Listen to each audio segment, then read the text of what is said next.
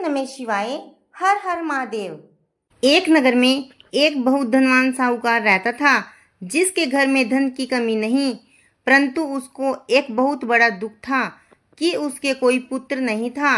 वह इसी चिंता में दिन रात लगा रहता और पुत्र की कामना के लिए प्रत्येक सोमवार को शिव जी का व्रत और पूजन किया करता तथा सायंकाल को शिव जी के मंदिर में जाकर शिव जी के विग्रह के सामने दीपक जलाया करता था। उसके उस भक्तिभाव को देखकर एक समय श्री पार्वती जी ने शिव जी महाराज से कहा, महाराज, यह साहूकार आपका अनन्य भक्त है और सदैव आपका व्रत और पूजन बड़ी श्रद्धा से करता है, इसकी मनोकामना पूर्ण करनी चाहिए। शिव जी ने कहा, हे पार्वती, यह संसार कर्म क्षेत्र है, जो जैसा कर्म करते हैं वैसा ही फल भोगते हैं। पार्वती जी ने अत्यंत आग्रह के साथ कहा, महाराज, जब यह आपका अनन्य भक्त है और यदि इसको किसी प्रकार का दुख है तो उसको अवश्य दूर करना चाहिए, क्योंकि आप सदैव अपने भक्तों पर दयालु होते हैं और उनके दुखों को दूर करते हैं। यदि आप ऐसा नहीं करेंगे तो मनुष्य आपकी सेवा, व्रत और पूजन क्यों करेंगे। पार्वती जी का ऐसा आग्रह देख शिव जी महाराज कहने लगे, हे पार्वती, इसके कोई पुत्र नहीं है, इसी चिंता में यह अति दुखी रहता है। इसके भाग्य में पुत्र न होने पर भी मैं इसको पुत्र की प्राप्ति का वर देता हूँ, परंतु यह पुत्र केवल 12 साल तक ही जीवित रहेगा। इसके पश्चात वह मृत्यु को प्राप्त हो जाएगा। इससे अधिक मैं और कुछ नहीं कर सकता। यह सब बातें साहूकार सुन रहा था। इससे उसको न कुछ प्रसन्नता हुई और न ही कुछ दुख हुआ। वह पहले जैसा ही शिव जी महाराज का व्रत और पूजन करता रहा।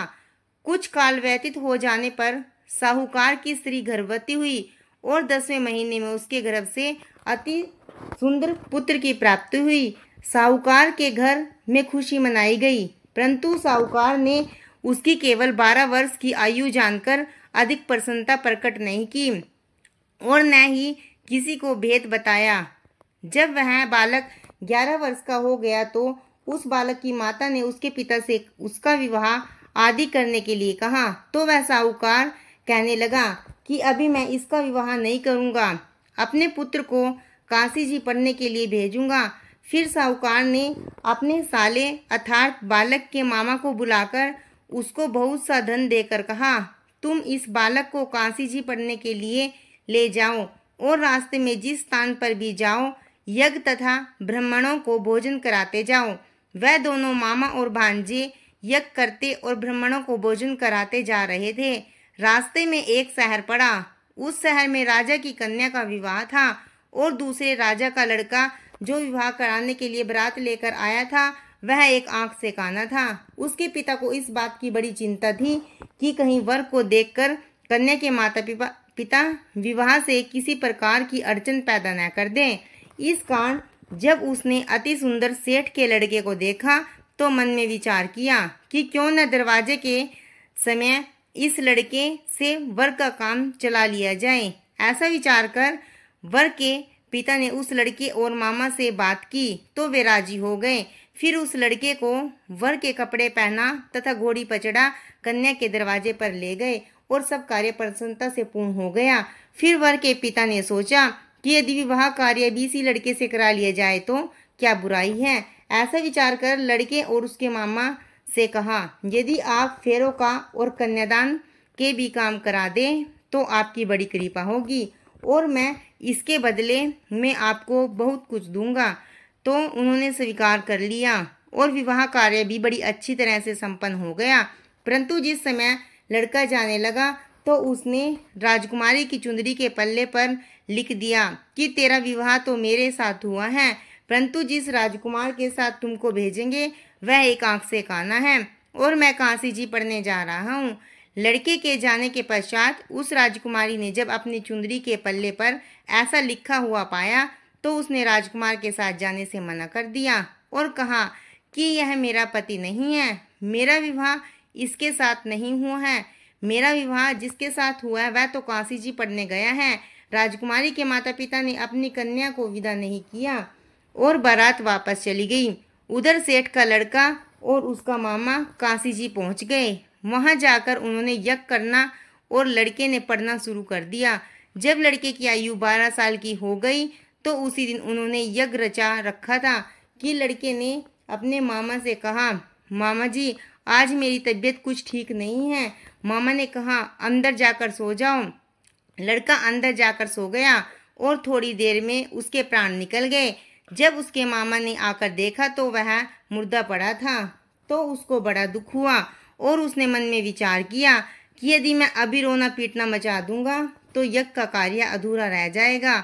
अतः उसने जल्दी से यज्ञ का कार्य समाप्त कर ब्राह्मणों के जाने के पश्चात रोना पीटना आरंभ कर दिया। संयोगवश उसी समय शिव पार्वती जी भी उधर से जा रहे थे। जब उन्होंने जोर जोर से रोने की आवाज पार्वती ने सुनी तो वह कहने लगी, महाराज कोई दुखिया रो रहा है, इसके कष्ट को दूर कीजिए। जब शिव पार्वती ने पास जाकर देखा तो वहां एक लड़का मुर्दा पड़ा था। पार्वती जी कहने लगी, महाराज यह तो उसी सेठ का लड़का है जो आपने वरदान से हुआ था। शिव जी कहने लगे, हे पार्वती इसकी आयु इतनी ही थी, वह यह भोग चुका। तब पार्वती जी ने कहा, हे महाराज इस बालक को और आयु दो, नहीं तो उसके माता पिता तड़प तड़प कर मर जाएंगे। पार्वती जी के बार बार आग्रह करने पर शिवजी ने उसको जीवन वरदान दिया और शिवजी महाराज की कृपा से लड़का जीवित हो गया।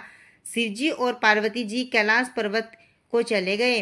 तब वह लड़का और मामा उसी प्रकार यज्ञ करते और ब्राह्मणों को भोजन कराते अपने घर की ओर चल पड़े। रास्ते में उसी शहर में आए जहां उसका विवाह हुआ था।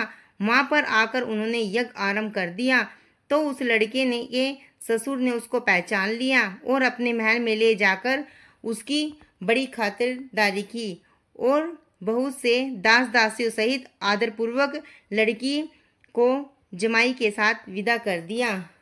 वह अपने शहर के निकट आए तो मामा ने कहा कि मैं पहले तुम्हारे घर जाकर खबर कर आता हूँ।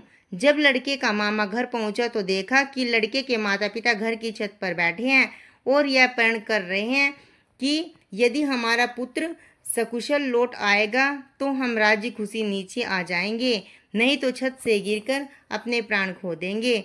इतने में उस लड़के के मामा ने आकर यह समाचार दिया कि आपका पुत्र आ गया है, तो उसको विश्वास नहीं आया। तब उसके मामा ने स्पष्टपूर्वक कहा, आपका पुत्र अपनी स्त्री और बहुत सारा धन साथ लेकर आया है। तो सेठ ने आनंद के साथ उसका स्वागत किया और बड़ी प्रसन्नता के साथ रहने लगे। इसी प्रकार से जो कोई भी सोमवार के व्रत को धारण करता है अथवा इस कथा को पढ़ता है सुनता है उसकी समस्त मनोकामना पूर्ण होती है। आशा करती हूँ दोस्तों आपको मेरी धार्मिक जानकारी अच्छी लगी होगी। अगर आपको मेरी धार्मिक जानकारी अच्छी लगी हो तो प्लीज़ मेरे चैनल को लाइक करें, ज़्यादा से ज़्यादा शेयर करें। अगर आप मेरे चैनल पर नए हैं तो प्लीज़ मेरे चैनल निशी भक्ति को सब्सक्राइब करें। धन्यवाद।